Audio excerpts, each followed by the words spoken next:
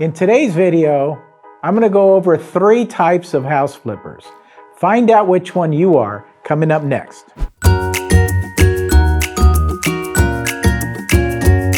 Did you know that there's more than one type of house flipper? Not all flippers are created equal. There are multiple business models by those who flip houses for a living. Before you dive in, think of which one might fit you the best. Whichever you think fits you, make sure that you play to your strengths. I want to welcome all the new members to the channel. I made this channel for the new and experienced investor. Learn from my over 40 years of experience as a broker, mentor, and investor. Let's jump on in.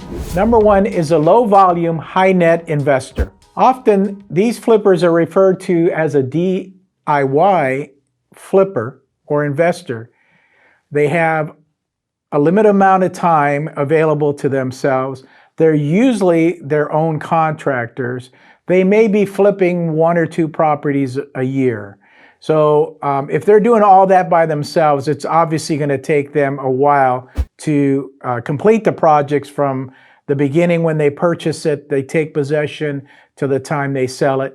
Maybe a period of 5 to 6 months or even more. Number 2 is a higher volume, lower net investor. These investors leverage private money to have more available properties for them to flip. The margins are thinner because they're doing multiple properties, but the risk is also better because they are doing multiple properties. With this strategy, you have to be a master of managing your timeline, working with contractors, making sure that they're meeting their timeline goals. Because at the end of the day, that's what you want to do. Volume, one right after the other, one closing, one purchasing, another one in rehab, another one purchased, another one rehab, another one closed, another one closed. Just like that, just like a well-oiled machine. Number 3 is what I call the phone call flipper, or the project manager that's really hands-off. Being able to manage crews by phone is an essential skill. It's possible to have multiple projects ongoing at any given time. The ability to scale is only limited by your availability of labor, capital, and risk. And I know you're going to ask, which one am I? I'm number 2, okay? So we use a lot of private money. We buy a lot of properties. We just keep that pipeline full.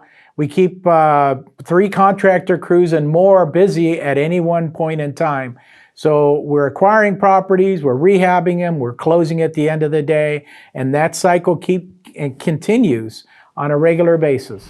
If you're really serious, quit making excuses about why you can't flip houses for a living. Every successful house flipper started with 0 experience. Instead, take action, learn, network, and then really dig in. If you're new to flipping, click on this video right here. I do a full walkthrough of a house that we got in foreclosure. If you have any questions, please feel free to reach out. I'm always here to help.